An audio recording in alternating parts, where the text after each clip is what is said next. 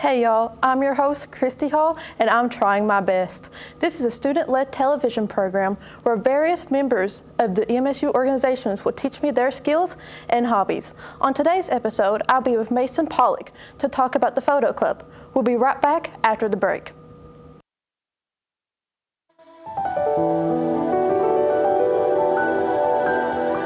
The Camden Carroll Library is not only the best spot to study, it's also a great place to relax and an excellent place for research.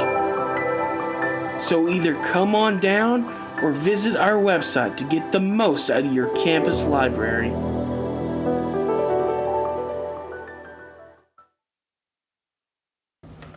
Welcome back. We are here with Mason. So, can you tell us a little bit about the Photo Club?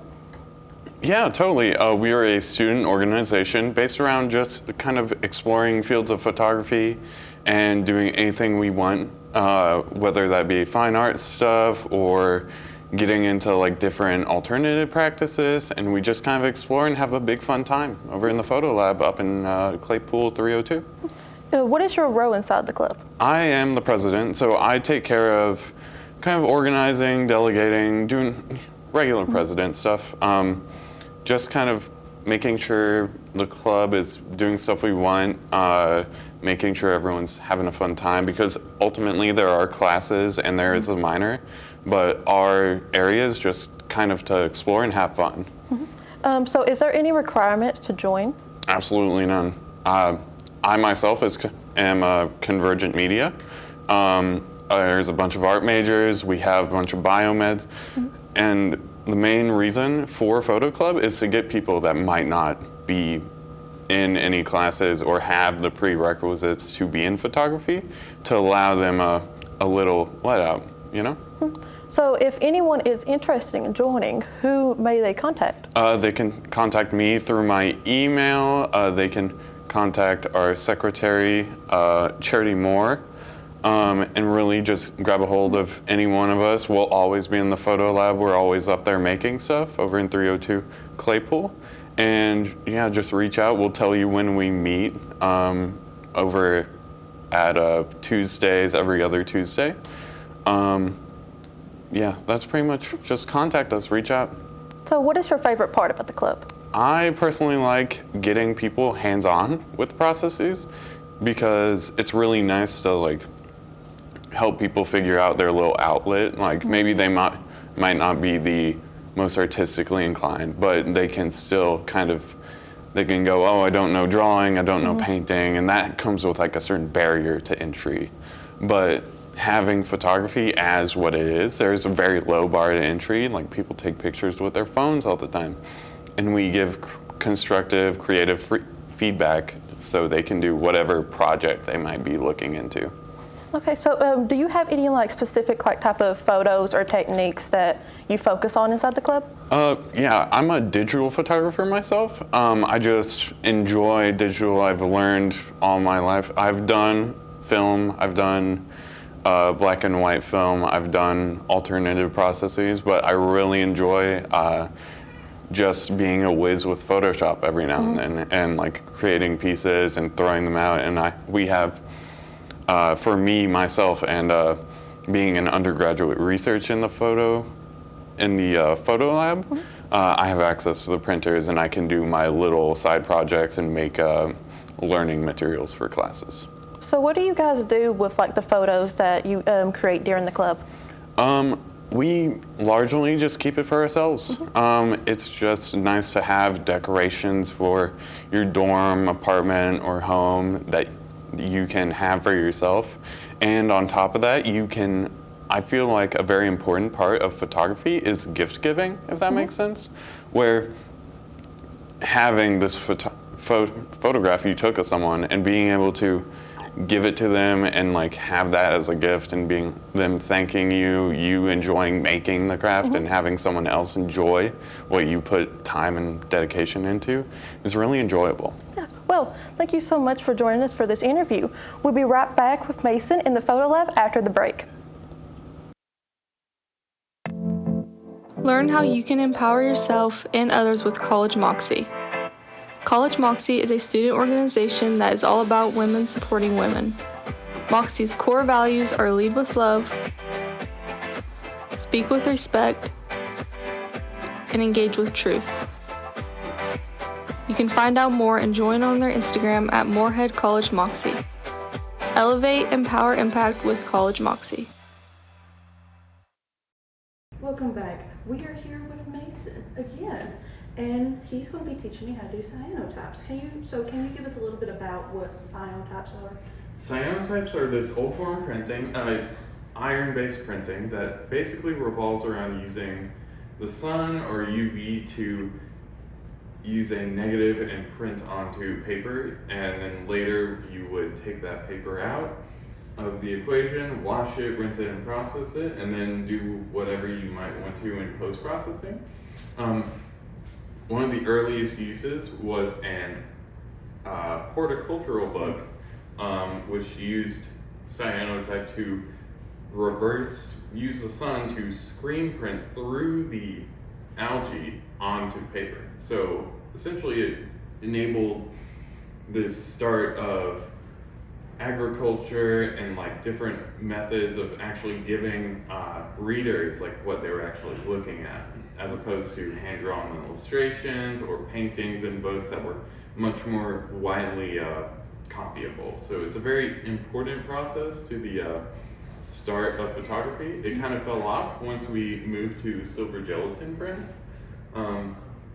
because there was just, it's much better to have everything in a grayscale, black and white, than have it in blue, which cyanotype ultimately, that's where it gets the name from.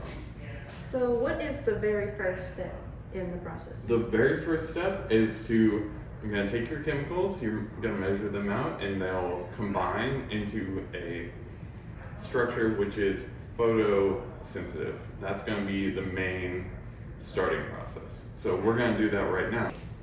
We're gonna take these foam brushes we have, we're gonna go ahead and dip it into the solution. And we're just gonna make fine, even coatings. That is really a bright green. Yeah. Now, we're gonna put these. You just.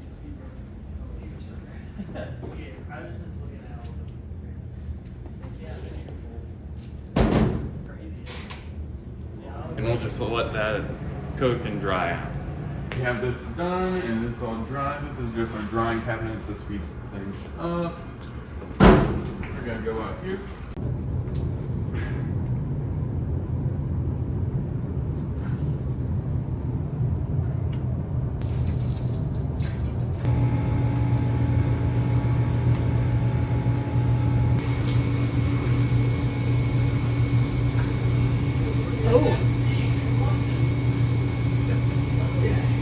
It's done. Oh my gosh.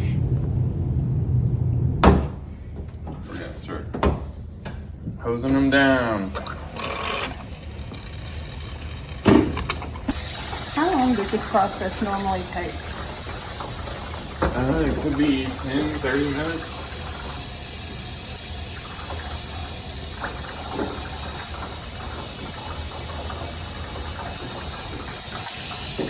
That will kind of make the blue really start to come out.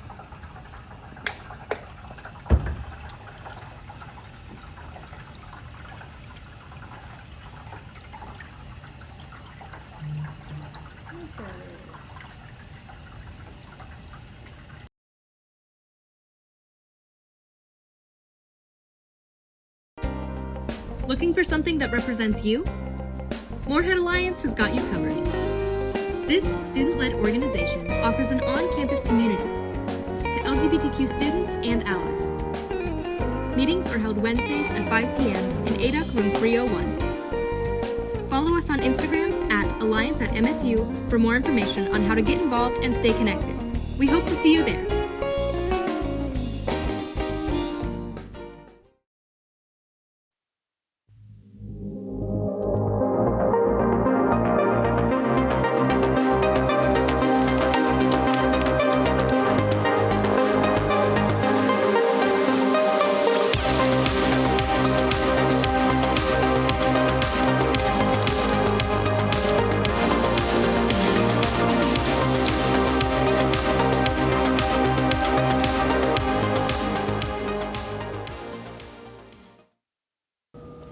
Welcome back. Next up on the show is a video segment created and filmed by fellow student Tate Lewis, where he checks in with fellow students about their hobbies. Let's take a look.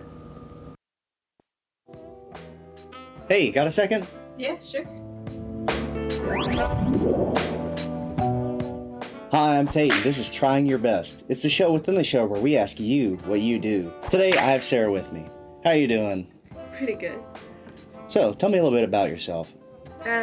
My name's Sarah Roy. I'm an accounting major, and I'm from South Point, Ohio. What do you like to do in your free time? I like to make origami. How long have you been doing that? That's like with the little paper cranes, right? Yeah, little paper planes. I've been doing it for about 5 years. I started my senior year of high school. Okay. What kind of stuff do you like to make usually?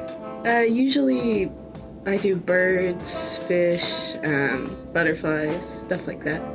About, how long does that normally take to finish up one of the more intricate kind of things? Well, I gotta say, I don't do too complicated things, so it only takes me about a minute. About a minute? Yeah. Well, would you be willing to make something for us? Sure. All right. Okay, so you take a square piece of paper and you fold it in half. Then you open that up and you fold it in half the other way.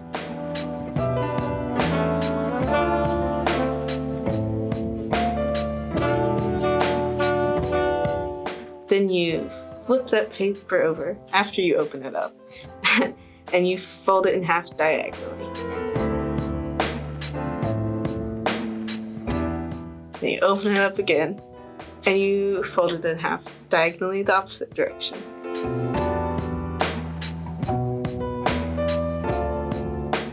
Then you open it up the last time.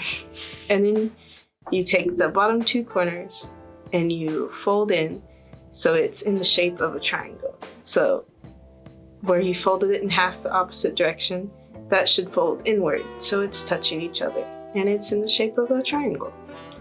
And then you take the bottom two corners of the triangle and you fold them up to the top corner. So it's got little legs for the butterfly.